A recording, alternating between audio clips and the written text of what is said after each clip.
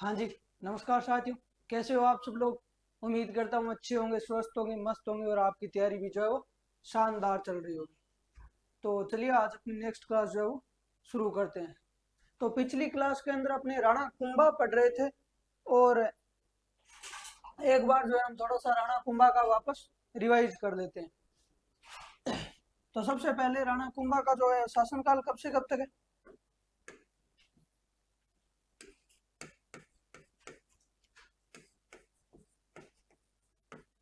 इस राणा कुंभा का जो शासनकाल है वो है आपका 1433 से 68।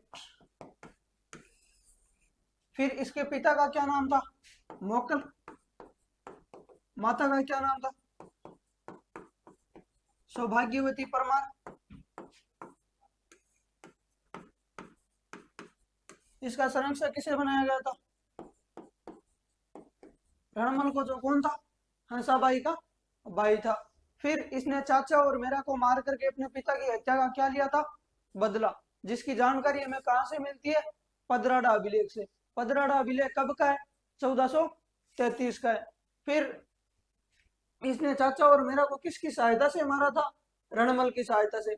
अंततः मेवाड़ दरबार के अंदर रणमल का प्रभाव क्या हो गया, बढ़ गया। और रणमल ने शिशोदियों के नेता राघव देव को मरवा दिया। अब हंसाबाई ने चुंडा को वापस बुलाया और चुंडा ने भारमली नामक दासी की सहायता से रणमल को क्या करवा दिया, मरवा दिया। इस रणमल का एक बेटा था जिसका नाम था जोधा। वो अपने मेवाड़ से भाग जाता है और कावनी नामक गांव बीकानेर में शरण लेता है। कब, 1438 के अंदर। अंततः चुंडा राठौड़ों की राजधानी मंडोर पर क्या कर लेता है, अधिकार कर लेता है। कब, 1438 में। फिर हमने एक संधि पढ़ी थी, आवड़ बावड़ की संधि, ट्रीटी ऑफ आवड़ बावड़।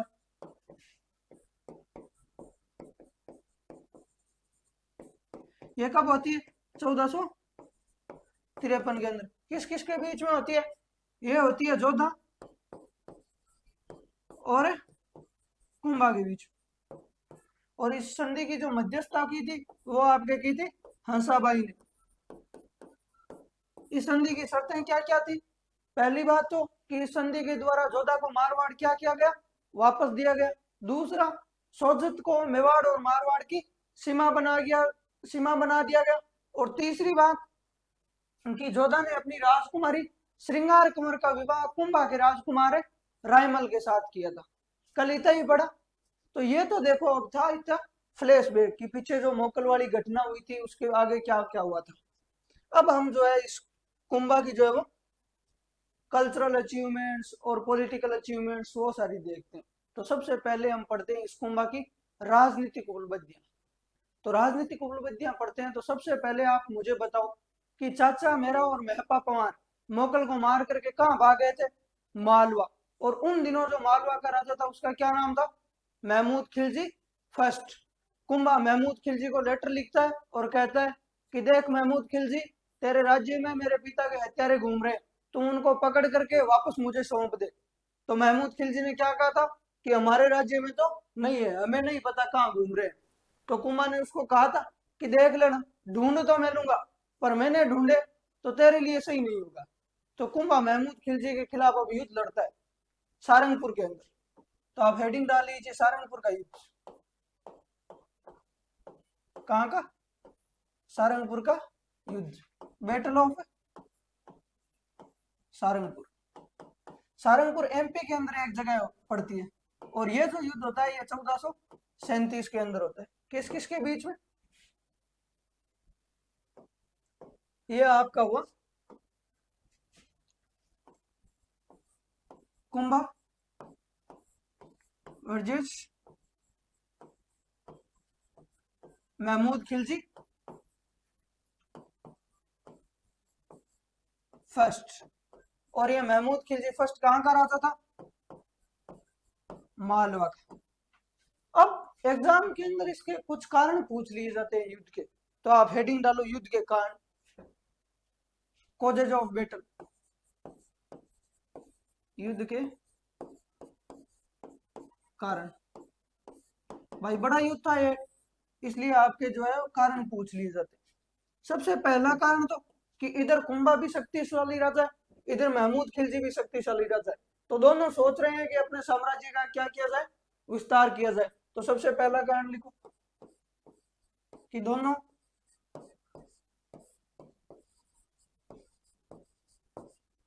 अपने साम्राज्य का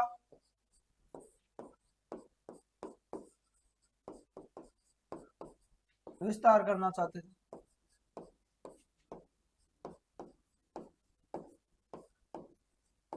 अब देखो, दूसरा कारण मैंने आपको बता दिया था कि इस महमूद खिलजी ने मोकल के हथियारों को क्या दी थी, शरण दी थी। तो दूसरा कारण वो लिखो।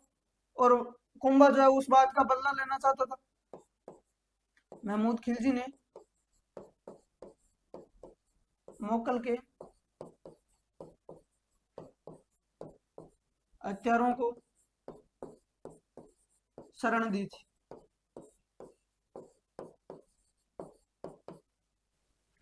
अब देखो, महमूद खिलजी कहाँ का राजा है, मालवा का। उन दिनों इस महमूद खिलजी का एक भाई था जिसका नाम था उमर खान।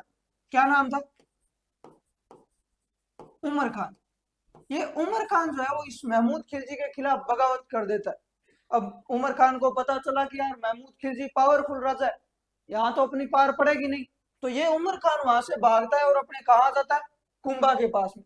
और आकर के कुंभा को कहता है कि देख कुंभा, मैं महमूद खिलजी फर्स्ट का भाई हूँ, और मैंने जो है महमूद खिलजी के खिलाफ क्या कर दी, बगावत कर दी। तो अब तू मुझे जो है सहायता कर मेरी, यानी मुझे शरण दे। तो कुंभा जो है वो इस उमर खान की सहायता करता है, और ये उमर खान जो है वो इस कुंभा की सहायता से सारंगपुर पर क्या कर लेता है, कब्जा कर लेता है। अब सारंगपुर एमपी के अंदर पड़ता है, मालवा के अंदर। अब मालवा किसके अंदर आता है, महमूद खिलजी के अंदर। तो महमूद खिलजी ने कहा, अच्छा उमर खान, तेरी इतनी हिम्मत कि तू किसी और राजा की सहायता से मेरे राज्य पर कब्जा करेगा। तो ये जो है वो महमूद खिलजी ने इसलिए वहां पर क्या कर दिया था, आक्रमण कर दिया उमर खान पर। जब महमूद खिलजी ने उमर खान पर आक्रमण किया, तो महमूद खिलजी ने कुंभा को मैसेज किया कि भाई लड़ाई होगी, जल्दी से आ जा। तो कुंभा ने कहा, तू तो बस मुझे तेरी लोकेशन सेंड कर, मैं 10 मिनट में आ रहा हूँ। अब जब महमूद खिलजी उधर आया तो इधर से कुंभ आया, और इस युद्ध के अंदर कुंभा ने भयंकर पीटा महमूद खिलजी को। तो इस युद्ध का परिणाम क्या निकला, कि इस युद्ध का परिणाम के अंदर कुंभा की क्या हुई, विजय हुई। तो पहले थोड़ा सा कारण लिख लो, तीसरा, कि कुंभा महमूद खिलजी के विद्रोही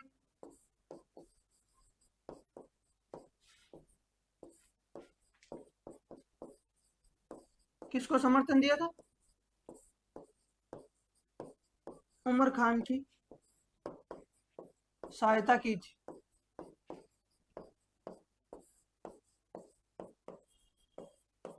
तथा इस उमर खान ने कहां पर कब्जा कर लिया था, सारंगपुर पर। तथा उमर खान ने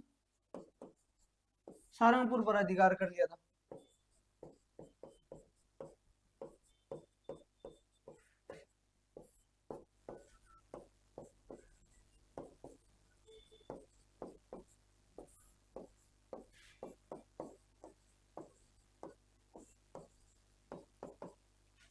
अब इस युद्ध का परिणाम भी आपको पता चल गया कि इस युद्ध के अंदर किसकी विजय हुई थी, कुंभा की।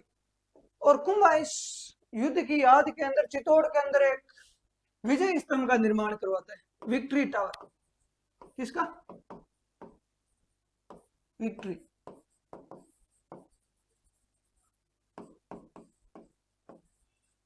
विक्ट्री टावर बनवाता है, कहां पर, यह बनवाता है अपने चित्तौड़गढ़ के अंदर।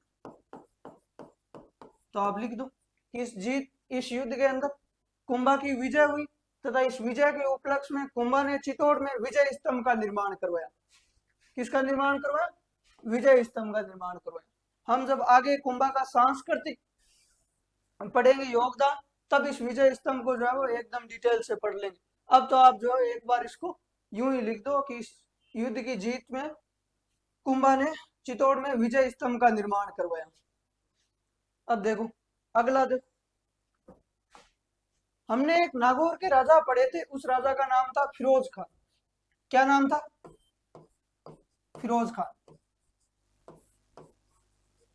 इस फिरोज खान का एक बेटा था जिसका नाम था शमस खान। अब भाई मैंने आपको बताया कि राजाओं के राज में जो सबसे बड़ा बेटा होता था वो क्या बनता था, राजा। तो इसका मतलब फिरोज खान के बाद में नागौर का राजा कौन बनना चाहिए था, शमस खान। पर इस फिरोज खान का एक भाई और था जिसका नाम था मुजाहिद खान। क्या नाम था, मुजाहिद खान। और ये जो मुजाहिद खान है ये इस शमस खान को यहाँ से भगा देता है और खुद बन जाता है नागौर का राजा। जब इस मुजाहिद खान ने शमस खान को हरा दिया तो शमस खान भाग के गया कुंभा के पास। कहाँ के, कुंभा के पास।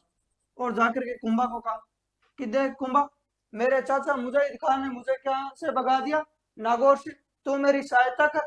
अब कुंभा इस शमस खान के साथ में नागौर आता है और इस महमूद खिलजी को यहाँ से हटा देता है और वापस किसको बना देता है, राजा शमस खान को।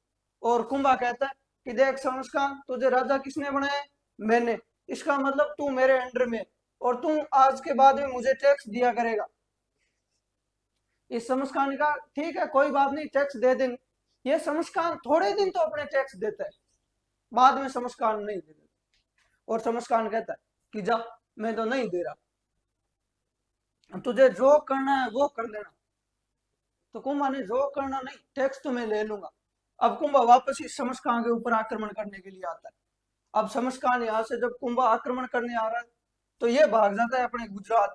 और उन दिनों जो गुजरात के राजा थे उनका नाम था कुतुबुद्दीन शाह। अब शमस खान कुतुबुद्दीन शाह के पास में भाग गया। तो कुतुबुद्दीन शाह ने पूछा कि हाँ भाई शमस खान, बता क्या बात हो गई, कैसे आना हुआ। तो शमस खान ने कहा अरे कोई बात नहीं, मैं तो ऐसे ही टहल रहा था और टहलते टहलते इधर आ गया।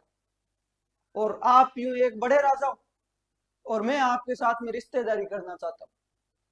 कुतुबुद्दीन शाह ने कहा क्या रिश्तेदारी करना चाहते हो। तो इस शमस खान ने कहा कि मैं मेरी बेटी की शादी जो है वो आपसे करना चाहता हूँ। कुतुबुद्दीन शाह तैयार ही बैठे।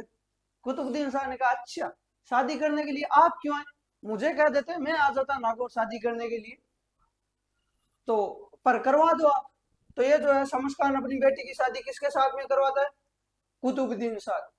अब जब शादी हुई तो कुतुबुद्दीन शाह का ससुर बन गया कौन, शमस खान। और कुतुबुद्दीन शाह ने पूछा कि हाँ भाई बताओ ससुर जी मेरे लिए कोई सेवा हो तो। तब यूं शमस खान रोया कुतुबुद्दीन शाह के आगे ढा ढा करके। बेटी की विदाई से ज्यादा बाप रोया था उस दिन। और तो शमस खान ने कहा, इस शमस खान को कुतुबुद्दीन शाह ने कहा यार बात तो बता, बात क्या हो गई। तो शमस खान ने कहा कि मुझे कुंभा ने पीटा। तो इस कुतुबुद्दीन शाह ने कहा अच्छा, उस कुंभा की इतनी औकात की मेरे ससुर को हाथ लगाए, चलो मैं चलता हूँ आपके साथ में। इस शमस खान ने कहा नहीं, आगे आप ही रहो, मैं आपके पीछे ही रहूंगा। अब ये कुतुबुद्दीन शाह और शमस खान दोनों आते हैं, कुंभा इन दोनों को पीट देता है। तो कुंभा ने किस किस को हरा दिया था, शमस खान और कुतुबुद्दीन शाह। तो आप एक बार लिख लीजिए इन चीजों को, आप हेडिंग डाल लीजिए नागौर का उत्तराधिकार संघर्ष, सक्सेशन स्ट्रगल ऑफ नागौर।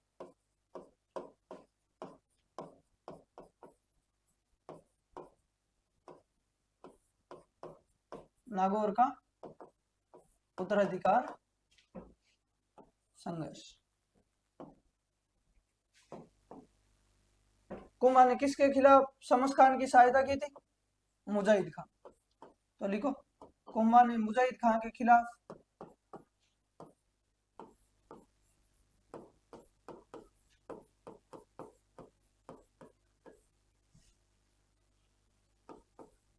खिलाफ शमस खान की सहायता की।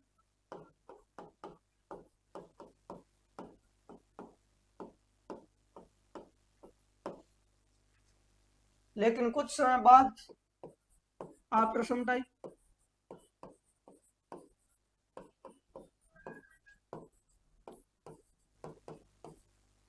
बाद वह कुंभा के खिलाफ बगावत कर देते।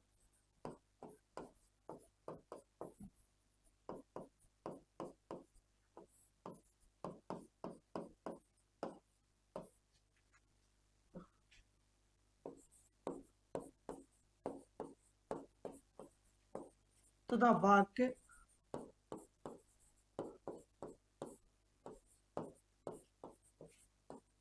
कुतुबुद्दीन शाह, कहाँ का राजा, गुजरात, भाग कर कुतुबुद्दीन शाह के पास चला जाता है।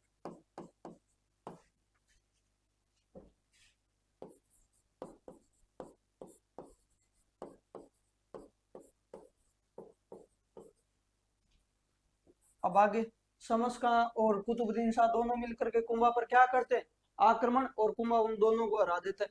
तो आप लिखो, कुंभा ने समस्कान या कुतुबुद्दीन शाह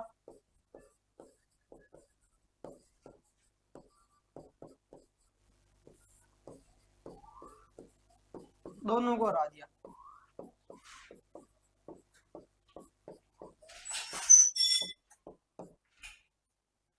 अब देखो आगे, अब कुंभा से कौन हार करके जा रहा है, कुतुबुद्दीन शाह। कहां का राजा है कुतुबुद्दीन शाह, गुजरात।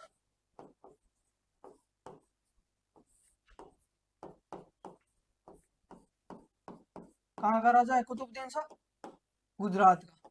अब देखो मैंने आपको बताया था कि इस कुंभा ने थोड़े दिन पहले हराया था मालवा के राजा महमूद खिलजी फर्स्ट को। किसको, महमूद खिलजी फर्स्ट को। अब इस महमूद खिलजी फर्स्ट को पता चला कि यार कुंभा ने अभी ताजा ताजा हराया किसको, कुतुबुद्दीन शाह। और ये जो है महमूद खिलजी कुतुबुद्दीन शाह के पास में जाता है और पूछते हैं कि क्या हाल है कुतुबुद्दीन शाह। तो कुतुबुद्दीन शाह ने कहा यार हाल माड़ा ही है। तो महमूद खिलजी ने कहा कैसे, तो कि यार मुझे तो कुंभा ने पीटा ही भयंकर। तो महमूद खिलजी कुतुबुद्दीन शाह के गले मिलकर वापस रोया कि सेम टू यू ब्रो, मुझे भी भयंकर पीटा। और जिन दो व्यक्तियों के दुख एक समान होते हैं ना, वो एकदम अच्छे दोस्त होते हैं। और इन दोनों का दुख कौन है, कुंभा। तो ये दोनों कुंभा के खिलाफ एक संधि करते हैं, चांपानेर की संधि। कौन सी, चांपानेर की संधि। तो अब आप आगे हेडिंग डाल लीजिए, चांपानेर की संधि, ट्रीटी ऑफ चांपानेर। और ये जो संधि करते हैं ये करते हैं 1456 के अंदर। अब देखो अपने ये पड़ता है मेवाड़, इस मेवाड़ के एक तरफ पड़ता है गुजरात और इधर पड़ता है अपने मालवा। अब इस महमूद खिलजी और कुतुबुद्दीन शाह ने कहा कि हम दोनों मिलकर के कुंभा को क्या करेंगे, हरा देंगे, और मेवाड़ का क्या कर लेंगे, विभाजन कर लेंगे। यानी आधा मेवाड़ कौन रख लेना, तुम, और आधा मेवाड़ कौन रख लेगा, मैं। तो इसका उद्देश्य क्या था संधि का, लिख दो।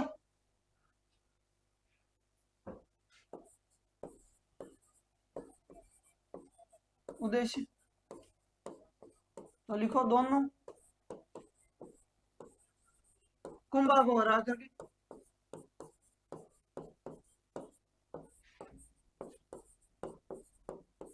मेवाड़ का विभाजन करना चाहते।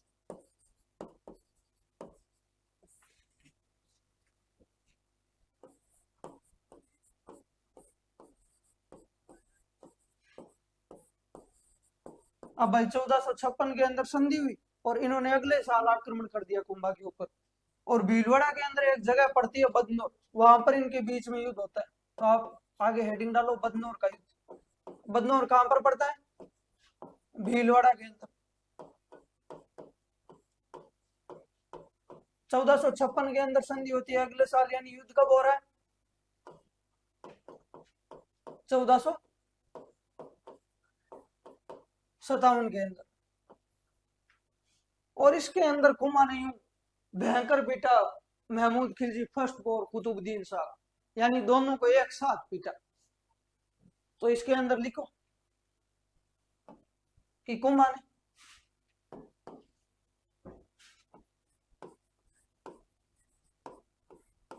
महमूद खिलजी कहां का राजा था, मालवा का। तो मैं लिख सकता हूं मालवा प्लस कुतुबुद्दीन शाह का राजा था, गुजरात का। तो इन दोनों की संयुक्त सेना को रहा।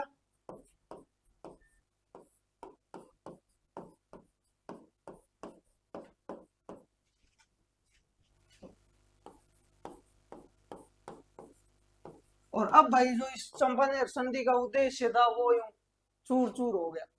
भाई दोनों ने ख्वाब सजाए थे कि अपने साम्राज्य का क्या करेंगे, विस्तार। हम जब मेवाड़ पर अधिकार कर लेंगे तो आधा मेवाड़ रख लेगा कुतुबुद्दीन शाह और आधा मेवाड़ रख लेगा महमूद खिलजी फर्स्ट। और मेवाड़ मैंने आपको बताया था कि मेवाड़ उन दिनों व्यापारिक मार्गों पर स्थित था और मेवाड़ के अंदर व्यापार भी अच्छा खासा होता था। इसका मतलब मेवाड़ के अंदर पैसे टके खूब सारे थे। तो उनका प्लान ये था कि यदि हमारा मेवाड़ पर कब्जा हो जाए तो हम आर्थिक रूप से सशक्त हो जाएंगे और हमारे पास में पैसे टके हो जाएंगे, तो हम अपनी सेना बड़ी करेंगे और व्यक्ति सेना बड़ी करेगा, इसका मतलब वो अपने साम्राज्य का विस्तार करेगा, इसका मतलब हम आसपास के पूरे क्षेत्र को जीत लेंगे। पर उसका यूं सपना वो चूरा चूर हो गया, क्योंकि कुंभा ने किसको हरा दिया? दोनों को ही हरा दिया। अब देखो अपने जैसे यहां पर पड़ता है अपने मेवाड़, ठीक है, इस मेवाड़ के इधर पड़ता है अपने गुजरात। इस गुजरात और इस मेवाड़ के बीच में एक छोटी सी रियासत पड़ती थी, उस रियासत का नाम था सिरोही। कौन सी रियासत थी? सिरोही। अब कुंभा इधर शक्तिशाली राजा है, तो कुंभा इस सिरोही के कुछ क्षेत्रों पर यूं कब्जा कर गया था। कहां पर? सिरोही के कुछ क्षेत्रों पर। और उन दिनों जो सिरोही का राजा था उसका नाम था सैसमल देवड़ा। क्या नाम था? सैसमल देवड़ा। अब मैंने आपको बताया कि गुजरात का राजा कौन सा राजा? कुतुबुद्दीन शाह। किधर आक्रमण करने के लिए? मेवाड़ पर या कुंभा पर? तो इस कुतुबुद्दीन शाह ने सिरोही वाले राजा सैसमल देवड़ा से पूछा कि सैसमल देवड़ा, मैं और महमूद खिलजी दोनों मिलकर के कहा आक्रमण कर रहे हैं? मेवाड़ पर यानी कुंभा पर। तो तू बता तू किसका साथ देगा? तो इस सैसमल देवड़ा ने दिमाग लगाया कि यार कुंभा से अपने वैसे भी परेशान हो रखे हैं, कुंभा से वैसे भी अपनी इतनी बढ़ती नहीं है, और ये दोनों जा रहे हैं किधर आक्रमण करने के लिए? कुंभा के ऊपर आक्रमण करने के लिए। यदि हमने इनका साथ दिया तो ये दोनों मिलकर के कुंभा को हरा ही देंगे, और यदि ये दोनों कुंभा को मिलकर के हरा देंगे और अपने इनका साथ देंगे तो जो अपना ये पार्ट छूटा था ये अपने को वापस मिल जाएगा, और अपने इधर वापस डर किसका रहेगा? गुजरात का। यदि हम इनका साथ दे देंगे तो गुजरात से हमारी दोस्ती बन जाएगी, इसका मतलब अपने बीच में शेप बैठे रहेंगे। और इसने दिमाग तो भयंकर लगाया था, पर इसका दिमाग भी उल्टा पड़ गया था। भाई कुमार ने इन दोनों को ही हरा दिया तो फिर सपना इसका भी टूट गया। यह भी खुद को यूं सेफ महसूस करने वाला था, पर हो नहीं पाया। अब कुमार ने कहा कि बताओ रे, जब कुतुबुद्दीन शाह उधर से मेरे ऊपर आक्रमण करने के लिए आ रहा था तो बीच में चाय पानी की व्यवस्था किसने की? तो फिर पता चला कि ये की थी सिरोही के राजा सैसमल देवड़ा। तो कुंभा ने कहा अच्छा सैसमल देवड़ा, तू मेरे विद्रोहियों को मेरे ही खिलाफ भड़काएगा, रुक मैं वहीं आ रहा हूँ। कुंभा सिरोही जाता है और इस सैसमल देवड़ा को पीट देता है। तो इसने किसको हराया था आगे? सिरोही के राजा सैसमल देवड़ा को हराया था। तो लिख दो, कुंभा ने सिरोही के राजा सैसमल देवड़ा को हराया।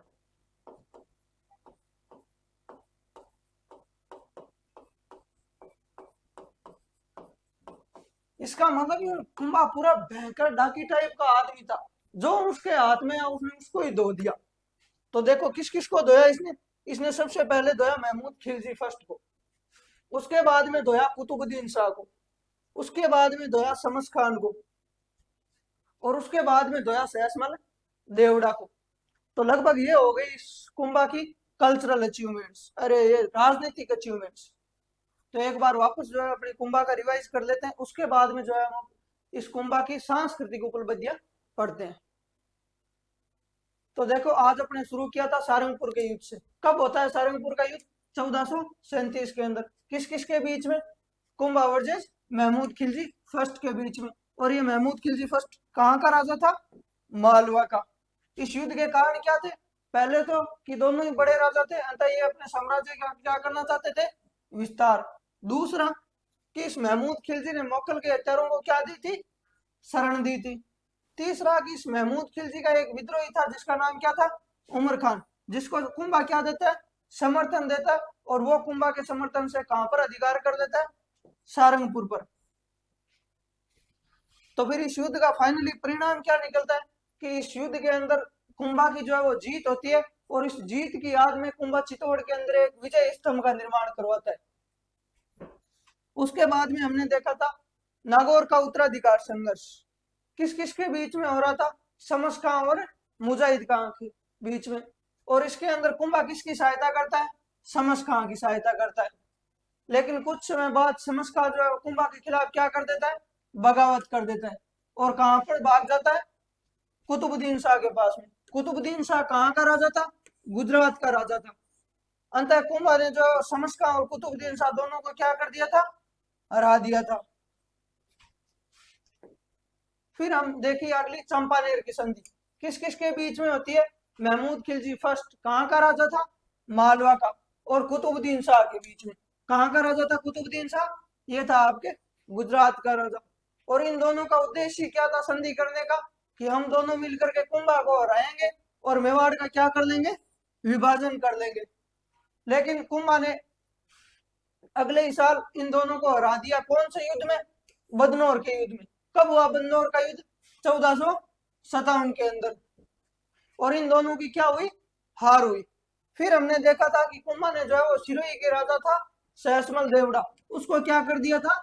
हरा दिया था। अब आगे आप हेडिंग डालो कि कुंभा की सांस्कृतिक उपलब्धियां।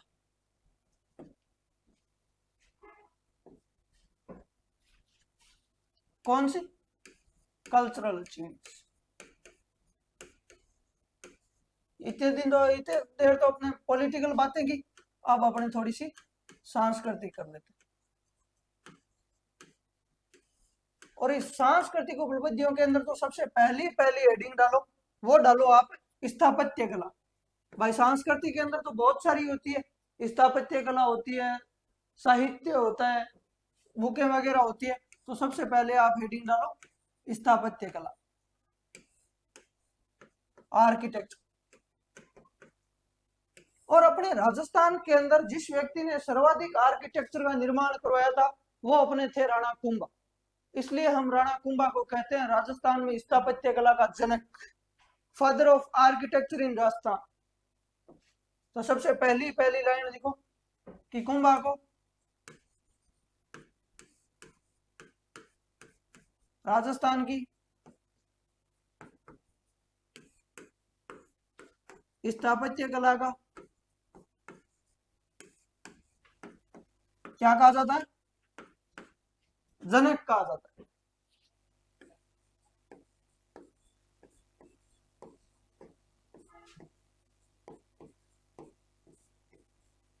अब अपने देख लेते हैं कि कुंभा ने किन किन चीजों का निर्माण करवाया था।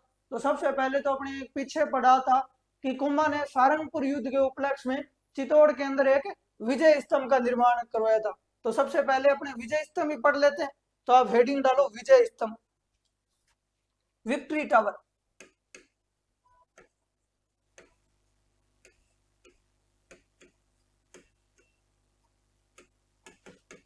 और इस विजय स्तंभ का जो निर्माण शुरू हुआ था वो हुआ था आपका 1440 के अंदर। और जो ये विजय स्तंभ पूरा हो गया था बन करके वो हो गया था आपका 1448 के अंदर। यानी इसके निर्माण में कितना समय लगा था? 8 साल का समय लगा था। अब एग्जाम के अंदर इसके अन्य नाम पूछ लिए जाते हैं। तो आप हेडिंग डालो अन्य नाम of, other name of victory tower, Vijay Stambh के अन्य नाम। तो मैं एक बार नाम लिख देता हूं, बाद में आपको एक एक करके समझा देता हूं। तो सबसे पहले आप नाम लिख लीजिए। इसका एक नाम मिलता है कीर्ति स्तंभ, इसका दूसरा नाम मिलता है विष्णु ध्वज,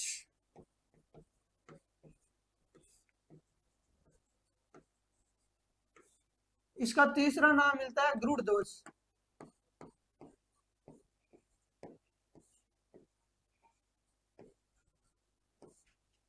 चौथा इसको कहा जाता है मूर्तियों का अजायब घर।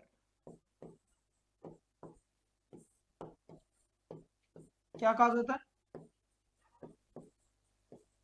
मूर्तियों का अजायब घर। और पांचवा जो इसको कहा जाता है वो कहा जाता है आपके भारतीय मूर्ति कला का विश्वकोश।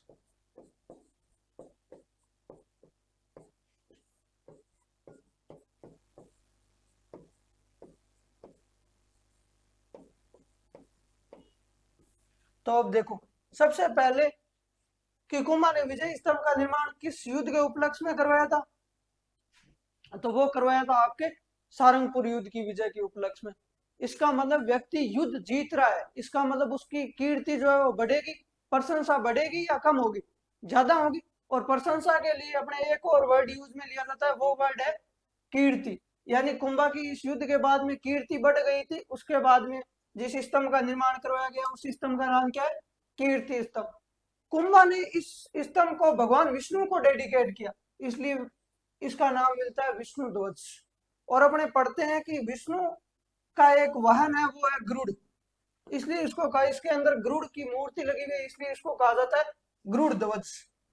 अब इस विजय स्तंभ को देखोगे तो इसके अंदर आपको बहुत सारी मूर्तियां देखने को मिलेगी, इसलिए इसको कहा जाता है मूर्तियों का अजायब घर। अजायब घर का मतलब होता है म्यूजियम। क्या? म्यूजियम, जहां पर बहुत सारी मूर्तियां रखी हुई है। तो चित्तौड़ के इस विजय स्तंभ में मैंने आपको बताया कि बहुत सारी मूर्तियां मिली हुई, इसलिए उसको क्या कहा जाता है? मूर्तियों का अजायब घर। अलग अलग प्रकार की मूर्तियां लगाई गई है। जितनी भारत के अंदर मूर्तियां मिलती है वो लगभग सभी प्रकार की मूर्तियां अपने को कहाँ देखने को मिल जाती है? चित्तौड़ के अंदर। इसलिए इसको कहा जाता है कि भारतीय मूर्ति कला का विश्वकोश। अब देखो, इसकी जो ये ऊंचाई है, हाइट जो है, ये है इसकी 122 फीट। कितनी है? 122 फीट। और जो ये इसकी चौड़ाई है, विड्थ जो है इसकी,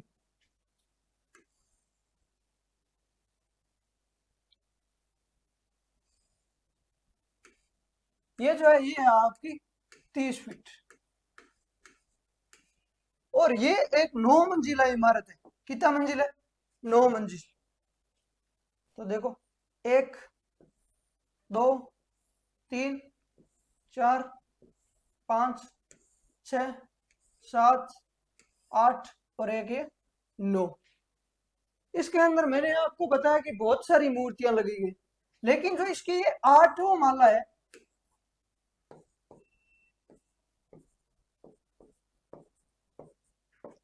इसके अंदर कोई मूर्ति नहीं। क्या है इसके अंदर? कोई मूर्ति नहीं है। बाकी सारी मंजिलों के अंदर इसके अंदर मूर्ति लगी हुई है, लेकिन 8वीं मंजिल के अंदर कोई भी मूर्ति नहीं है। फिर इसकी जो 5वीं जो मंजिल है, इसके अंदर इसके वास्तुकारों की मूर्तियां लगी हुई है। किसकी? वास्तुकारों की मूर्तियां लगी हुई। और इसके अंदर वास्तुकारों के नाम भी दिए गए हैं। जैसे क्या क्या नाम दिए गए?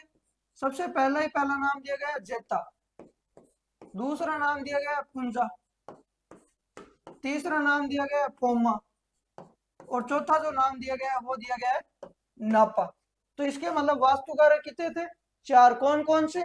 जेता, पुंजा, पोमा और नापा। और इसकी जो ये तीसरी मंजिल है, इसके ऊपर अरबी भाषा के अंदर,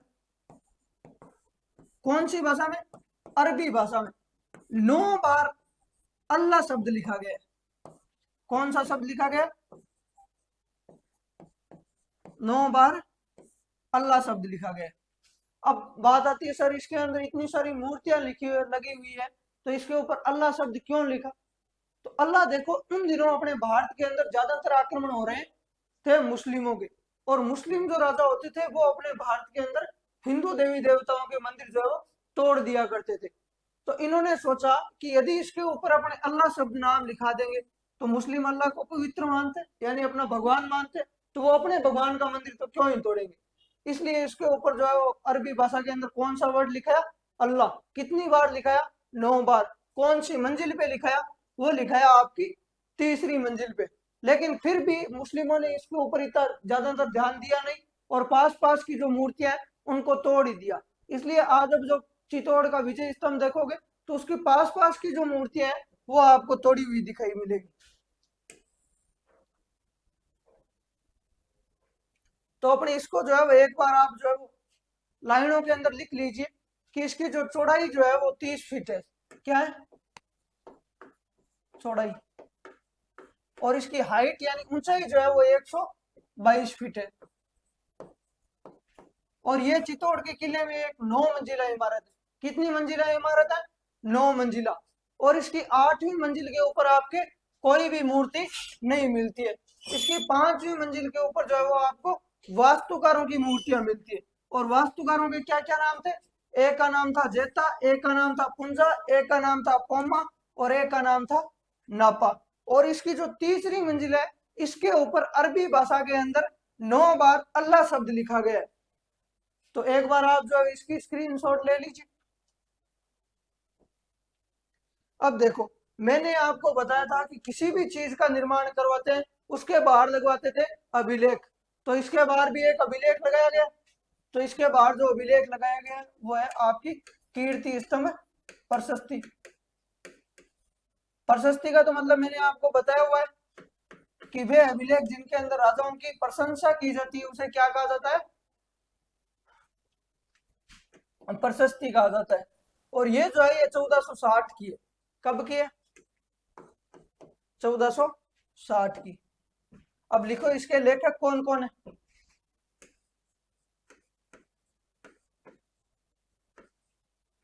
तो इसके एक लेखक का नाम मिलता है अत्रि भट्ट, और दूसरे जो लेखक थे वो अपने आलिया भट्ट के पिता महेश भट्ट। नाम था उनका महेश भट्ट, और आलिया भट्ट के पिताजी का भी नाम क्या है? महेश भट्ट। इसलिए मैंने बता दिया, वरना आप में से कुछ कहेंगे कि सर उस समय आलिया भट्ट के पिताजी कहाँ थे। तो मैंने ऐसे ही आपको एग्जांपल दिया ताकि आपको जो नाम अच्छे से याद हो जाए। अब मैंने आपको बताया कि अभिलेख कुछ ना कुछ जानकारियां देता है। तो ये प्रशस्ति हमें क्या क्या जानकारी देती है? तो लिखो जानकारी। सबसे पहली तो ये कुंभा की विजय की जानकारी देती है कि कुंभा ने कौन कौन से युद्ध जीते, क्या कुछ किया। दूसरी, कुंभा के निर्माण कार्यों की जानकारी देती है कि कुंभा ने अपने मेवाड़ के अंदर किन किन चीजों का निर्माण करवाया। तीसरी चीज ये साहित्य की जानकारी देती है, क्योंकि कुंभा बहुत अच्छा साहित्यकार था, यानी वो खुद किताबें लिखा करता था। वो संगीतज्ञ भी था, वो साहित्यकार भी था। तो इसका मतलब कुंभा के साहित्य की जानकारी देती है। चौथा जो ये आपकी जानकारी देती है, ये इस कुंभा की उपाधियों के बारे में जानकारी देती है। किसके? कुंभा की उपाधियों के बारे में।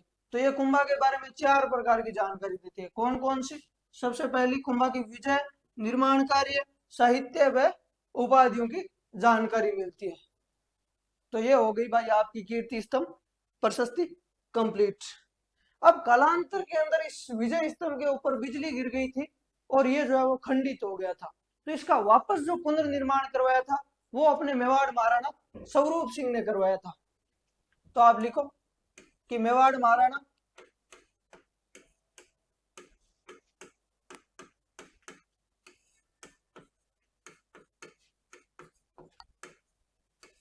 स्वरूप सिंह ने विजय स्तंभ का पुनर्निर्माण करवाया था।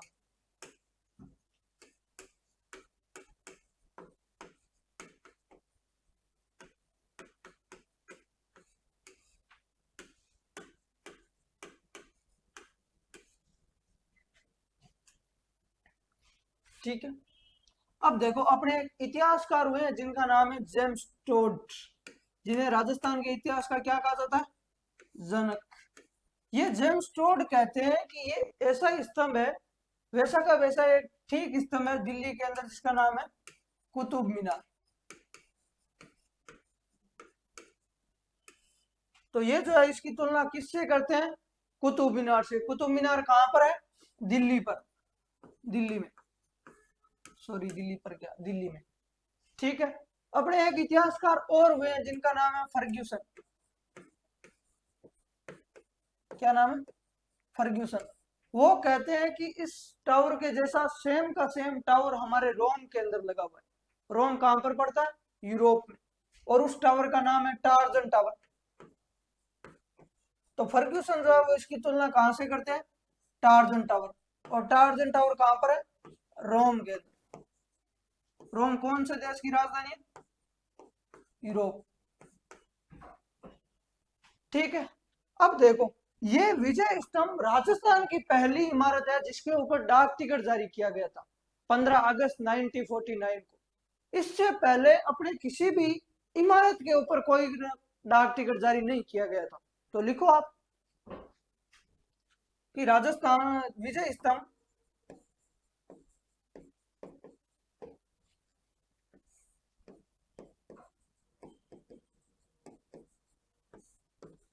राजस्थान की पहली इमारत है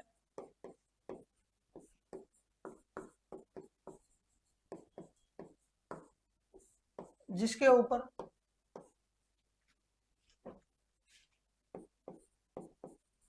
15 अगस्त 1949 को डाक टिकट जारी किया गया था।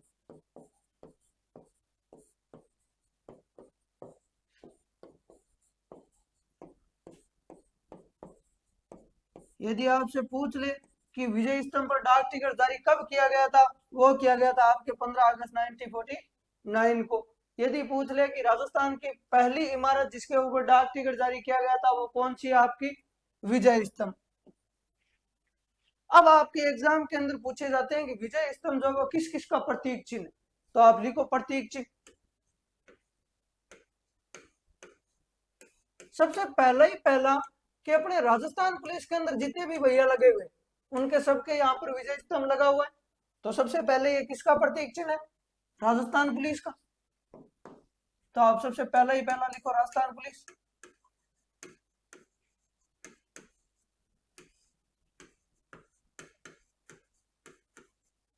दूसरा, अपने राजस्थान माध्यमिक शिक्षा बोर्ड अजमेर जितनी भी किताबें निकालता है उनके ऊपर जो है वो आपके विजय स्तंभ की फोटो लगी होती है। तो आप लिखो दूसरा किसका प्रतीक है, राजस्थान माध्यमिक शिक्षा बोर्ड अजमेर।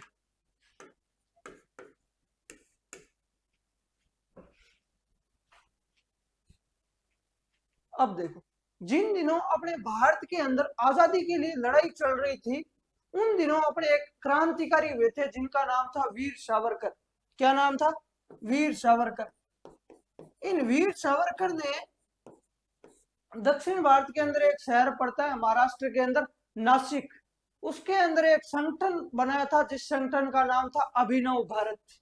क्या नाम था, अभिनव भारत।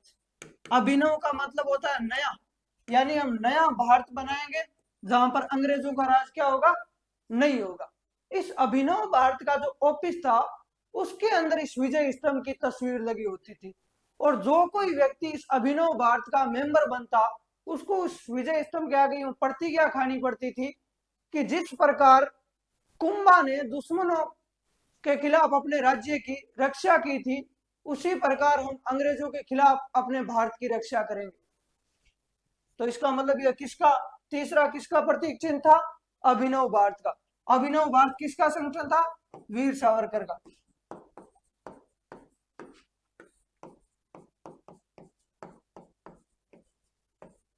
जब हम मॉडर्न पढ़ेंगे भारत का तब ये अभिनव भारत जो है वो आप और पढ़ लेना। तो ये हो गया भाई आपका कुल मिला के विजय स्तंभ जो है वो आपके कंप्लीट। तो एक बार जो है अपने वापस विजय स्तंभ का रिवाइज कर लेते।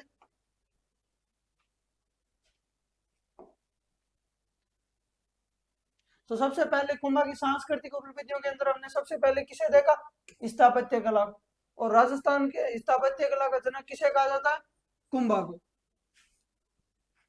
और इसके अंदर जो हमने सबसे पहले देखा वो क्या देखा, विजय स्तंभ। विजय स्तंभ का निर्माण कार्य कब से कब तक किया गया, 1440 से 48 के मध्य। इसके अन्य नाम अपने को क्या क्या मिलते हैं, वो मिलते हैं अपने को कीर्ति स्तंभ, विष्णु ध्वज, गरुड़ ध्वज, मूर्तियों का अजायब घर और भारतीय मूर्ति कला का विश्वकोश। इसकी ऊंचाई कितनी है, 122 फीट। चौड़ाई कितनी है इसकी, 30 फीट। यह कितने मंजिला इमारत है, 9 मंजिला इमारत है। इसकी 8वीं मंजिल के अंदर कोई भी मूर्ति नहीं है, और इसकी 5वीं मंजिल के ऊपर किन की मूर्तियां लगी हुई है, वास्तुकारों की। और वास्तुकार कौन कौन है, जेता, पुंजा, पोमा और नापा। और इसकी जो तीसरी मंजिल है इसके ऊपर अरबी भाषा के अंदर कौन सा वर्ड लिखा गया है, अल्लाह। कितनी बार लिखा गया है, 9 बार लिखा गया है। ठीक है, फिर इसके बाहर एक अभिलेख लगा हुआ है कीर्ति स्तंभ प्रशस्ति। कब लगाया था, 1460 के अंदर। इसके लेखक कौन कौन है, अत्रि भट्ट और महेश भट्ट। और ये क्या क्या जानकारी देता है, ये कुंभा की विजय, निर्माण कार्य, साहित्य और उपाधियों की जानकारी देता है। फिर मेवाड़ महाराणा स्वरूप सिंह ने इस विजय स्तंभ का क्या करवाया था, पुनर्निर्माण करवाया था। फिर जेम्स टोड जो है वो इसकी तुलना किससे करते हैं? कुतुब मीनार से। और कुतुब मीनार कहाँ पर है? दिल्ली के अंदर। अपने एक इतिहासकार हुए हैं फर्ग्यूसन, जो इसकी तुलना कहाँ से करते हैं? रोम के टार्जन टावर से करते हैं। फिर विजय स्तंभ राजस्थान की पहली इमारत है जिसके ऊपर 15 अगस्त 1949 को क्या किया गया था? डाक टिकट जारी किया गया था। फिर ये प्रतीक चिन्ह किस किस का है? ये पहला तो राजस्थान पुलिस का है, दूसरा राजस्थान माध्यमिक शिक्षा बोर्ड अजमेर का है, और तीसरा जो है वो अभिनव भारत का था। अभिनव भारत किसका संगठन था? वीर सावरकर का संगठन था। अब आप एक नोट डाल के लिख लीजिए कीर्ति स्तंभ। नोट डाल के कीर्ति स्तंभ लिख के इसको जो है वो बॉक्स के अंदर बंद कर दीजिए।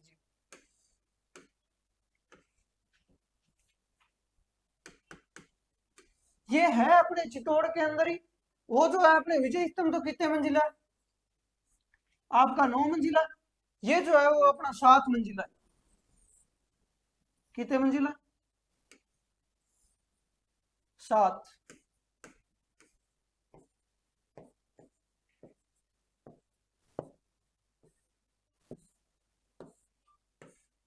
और इसका जो निर्माण करवाया गया है वो 12वीं सदी के अंदर। कब? 12वीं शताब्दी।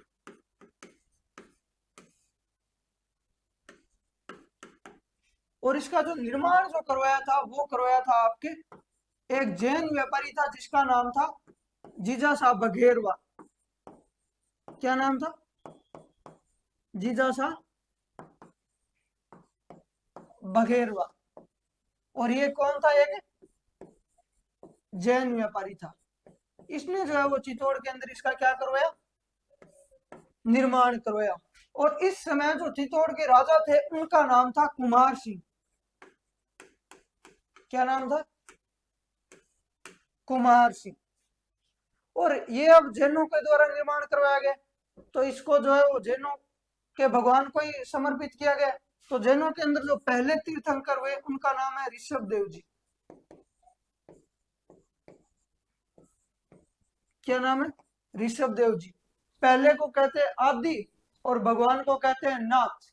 यानी ऋषभ देव जी का दूसरा नाम क्या मिलता है? आदिनाथ जी। तो ये किसको समर्पित है? ये ऋषभ देव जी या आदिनाथ जी को समर्पित है। अंत इसे कहा जाता है आदिनाथ स्तंभ। क्या कहा जाता है? आदिनाथ स्तंभ। ये हो गई भैया आपके मेवाड़ के अंदर विजय स्तंभ से सारी रिलेटेड सारी जो है वो आपकी जानकारियां कंप्लीट।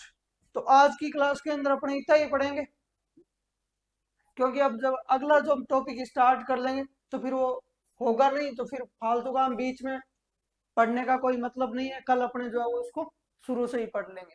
तो एक बार जो है आप थोड़ी से अपने कमेंट बता दीजिए।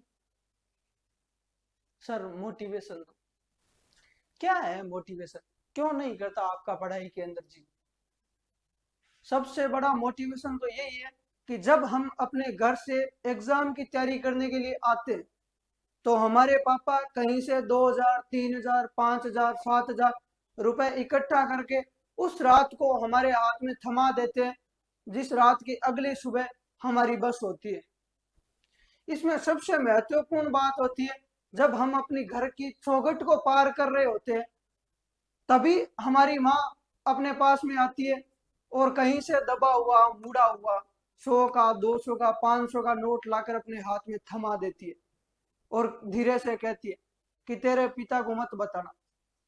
और मैं कहता हूं आप भले कितने ही बड़े आदमी बन जाना, आप भले ही महीने के 10 लाख रुपए कमाने लग जाना, लेकिन आप उतने अमीर कभी नहीं बन पाओगे कि आप जो है उस 500 रुपए का कर्जा चुका सको। इसलिए आप हमेशा पढ़ा कीजिए। यदि आप सफल होंगे तो आपकी जिंदगी अच्छे से कटेगी और उनकी भी जो है वो बुढ़ापा अच्छे से कटेगा।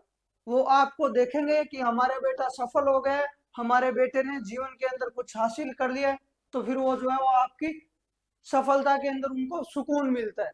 तो इसलिए आप हमेशा अपने माँ बाप के बारे में सोचिए और हमेशा पढ़ा कीजिए। यह मोटिवेशन 2-4 मिनट का होता है, उसके बाद में समाप्त हो जाता है। परमानेंट मोटिवेशन आपके घर की परिस्थितियां होती है कि आपके घर की परिस्थितियां किस प्रकार की है। और आप उसे बदलना चाहते हो या नहीं। तो अपने परिवार का, अपने माता पिता के बारे में सोचिए और पढ़ाई कीजिए। मिलते हैं कल। धन्यवाद। Good night.